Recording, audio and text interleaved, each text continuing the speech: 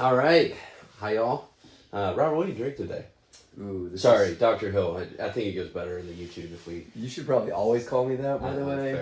Fair. Today I am drinking some delicious ginger honey tea Oh, nice. at the Asian grocery store. It is so good. I believe the brand is Prince of Peace. Highly recommend. Very spicy ginger. I like spicy ginger. I also just like my raspberry electrolytes. Oh, yeah? Yeah. Getting hydrated? Gotta get that hydration, man. Pink drink? It's pretty good. Hydration equals elation is what I always say. Mm. Well, hey guys, Jesse Harris here. Excited to give you a quick snippet on just a good checklist of what you could be doing on the financial front. And we are looking forward to doing it. So the first one is, can you contribute more to your retirement funds? Obviously, I don't know exactly what you're doing right now, but it's always a good idea to consider if you can or should contribute more to your 401k, 403b, if you're a business owner, solo K, SEPs, simple IRAs, things like that. Always good to consider, as well as traditional IRAs, Roth IRAs. And there's lots of fun perks that can come with that if you qualify for it. But yeah, always consider whether you should be doing more. Yep.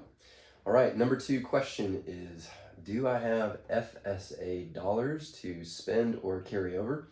So we did a video on the differences between FSAs and HSAs. So those FSAs are use it or lose it accounts. So you want to be thinking about, if you've allocated $3,000 through your, payroll to this account and you haven't spent but $1,000, that means $2,000 is just kind of being put to no good use. So it's a good time to consider how much are you deferring through your salary, which the benefit is you get that tax write-off, so to speak, but it does need to be used within that year for a qualified purchase. We did mention this in the last video, but there are some websites where you can go online and see all the things that are FSA eligible if you don't have any good use to it. But just like you want to review your taxes every year, your withholding, you want to review those FSA allocations.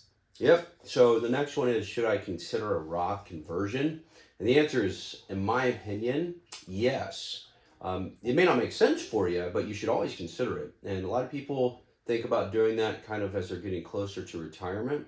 But you may fall into a great bracket this year, or it just may make sense for your plan to do just a little bit above the bracket that you're in for long-term planning purposes. So I think it's always, yes, it should be reviewed. Whether you should or shouldn't is just going to depend by each person. Mm-hmm. All right. The fourth idea for you is to consider if you have opportunities and if it's a good idea to engage in tax loss harvesting. So what is tax loss harvesting? So let's say there's been a volatile stock market, just throwing out an idea there. Not that the last 2 years were volatile at all, but let's just say that you really liked a certain stock. And at the moment, it's down. Let's say it's a technology stock, and you've lost on paper $10,000 over the holding period. Well, what you do with tax loss harvesting is you go ahead and sell that position, and then you'd want to avoid the wash sale rule by not rebuying the same position. So let's say it was Google. You don't want to sell Google and then buy Google, but you could do something like invest in the NASDAQ to get some technology exposure or another similar stock for a short holding period.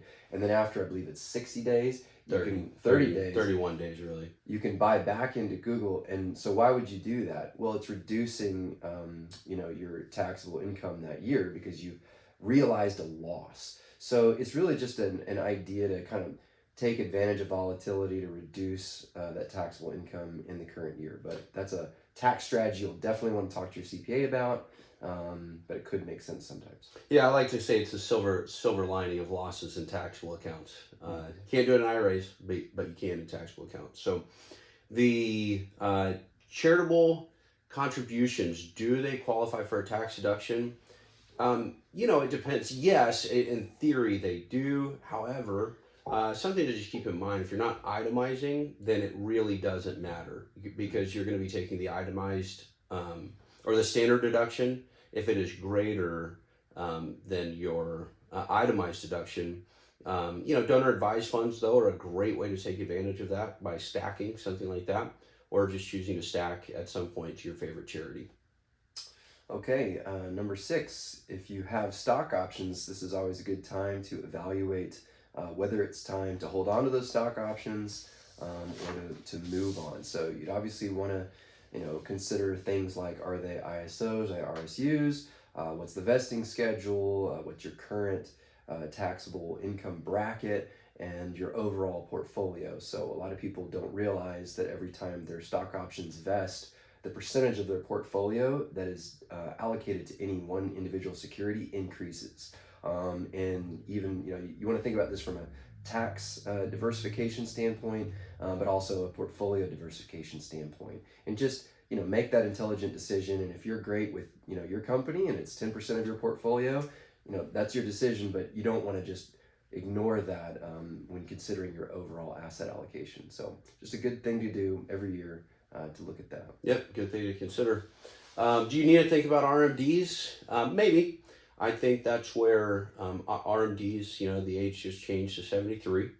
But if you were already taking RMDs, the change doesn't matter. You got to keep taking them. But the thing to think about also is if you have an inherited IRA, or a decedent IRA, if they were taking RMDs, then you will have to continue to take RMDs, and new rules have come in where you just have to do it anyway. But just always want to make sure you're getting those RMDs, because if you miss them, the IRS can penalize you up to 50% on those. So just make sure that you're on top of your RMDs, and you can always take them ahead of time. You don't, like in the earlier months of the year, you don't have to wait all the way to December to take those RMDs. Mm-hmm. All right, number 8. In light of the new legislation on federal student loan debt, is it time to either resume paying on student loans, or do you qualify for student loan debt relief? Now for this one, I'm going to go ahead and read our notes here because this gets a little bit complex, but it's important if it applies in your situation. Okay, in light of the federal lawsuit regarding President Biden's federal student debt relief plan, the student loan payment pause has been extended again. It is now set to restart 60 days after the lawsuit has been resolved. If litigation has not been resolved by June 30th of 2023, payments will resume on August 29th of 2023. Under the Biden administration's one-time student loan debt relief plan, payments could be reduced to 5% of discretionary income for most undergraduate loans. To get the latest, consult updates on the U.S. Department of Education website. So again, a lot of uncertainty at this point, but it could be a huge opportunity for those that it applies to. So this is just something that we're going to want to monitor, especially with that June 30th date coming up. Yep. So should I review or update my estate plan? Again, it's one of those things that it never hurts to review something. And so it's always great to take a look. A lot of times we go get our estate plan, we sit down with an attorney, get the will, trust maybe, power of attorney set up, healthcare initiative, all these things. And we got it, and then we don't ever look at it. And so I just always recommend pulling them out once a year, taking a look. I probably need to do that myself, if I'm going to be really honest with you. Same. Need to take a look. But yes, good idea to review them. And if anything's changed, you'll want to talk to an attorney and see if they can help you out. All right. Well, hopefully that was helpful. We wanted to give kind of an overview of things to consider each year with the emphasis on kind of tax ramifications. But this wasn't really an educational video, just more of things to think about that maybe we're all busy and we forget about. So hopefully something sparked your interest, and you can follow up on that. If you ever have any questions, feel free to reach out to us. We can't allow comments, sadly, on our videos because we're a regulated industry, but please email us, go to our website. We would love to hear from you. Even feedback on these videos. Are you enjoying them? Do you find them helpful? We're just regular people, love to chat. So anyway, hopefully you found this to be another tasty bit of financial advice.